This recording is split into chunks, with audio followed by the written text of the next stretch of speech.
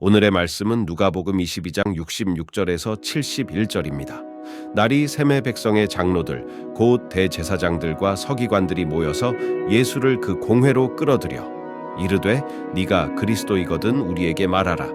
대답하시되 내가 말할지라도 너희가 믿지 아니할 것이요 내가 물어도 너희가 대답하지 아니할 것이니라.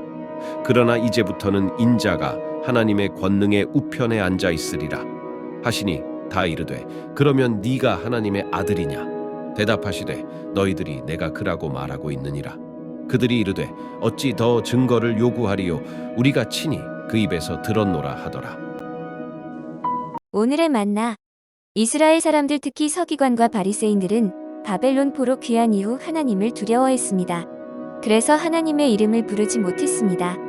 하나님에 대한 잘못된 이해는 예수님이 하신 모든 행위가 신성을 모독하는 것으로 받아들여졌습니다. 가장 큰 죄로 그들의 법으로는 사형에 해당되는 죄로 취급되었습니다. 오늘 본문은 이런 맥락에서 예수님을 죽일 수 있는 명분을 만들었습니다. 그러나 이러한 사망을 넘어서 하나님의 권능의 우편에 안아 있음을 선포하고 있습니다. 교훈. 첫째, 하나님의 뜻을 따라야 합니다. 예수님은 공회 앞에서 자신이 그리스도이자 하나님의 아들임을 분명하게 선포하셨습니다. 그러나 대제사장들과 서기관들은 예수님의 말씀을 믿지 않고 오히려 예수님을 신성 모독죄로 몰아붙였습니다. 이는 그들이 하나님의 뜻을 따라 행하지 않았기 때문입니다. 하나님의 뜻을 따라 행한다는 것은 하나님의 말씀에 순종하는 것을 의미합니다. 둘째, 고난 혹은 죽음 너머의 하나님의 계획을 볼 수 있어야 합니다.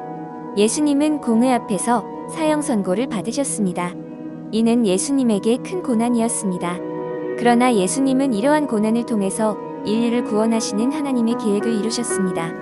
우리도 고난이나 죽음을 만나게 될 때 하나님의 계획을 볼 수 있어야 합니다. 고난이나 죽음은 결코 하나님의 축복이 아니지만 하나님의 뜻을 이루기 위한 과정일 수 있습니다. 하나님 발견. 하나님은 자신의 뜻을 따라 사는 사람을 하늘 우편에 앉게 하시는 분입니다. 받은 문자. 내가 너 배후에서 일하고 있는 것인 왜하니? 보낸 문자. 보이는 고난 그리고 불편함 때문에 주님의 길을 기꺼이 따르지 못하는 연약함을 고백합니다. 주님이 고난 배후를 바라보고 가르신 것처럼 불편함을 감수하고 하나님의 말씀에 순종하며 살아갈게요. 오늘의 기도. 하나님 아버지, 보이는 고난과 불편함 때문에 주님의 길을 기꺼이 따르지 못하는 저의 연약함을 용서하여 주세요.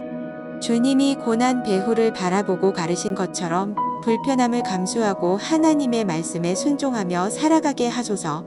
예수님 이름으로 기도드립니다.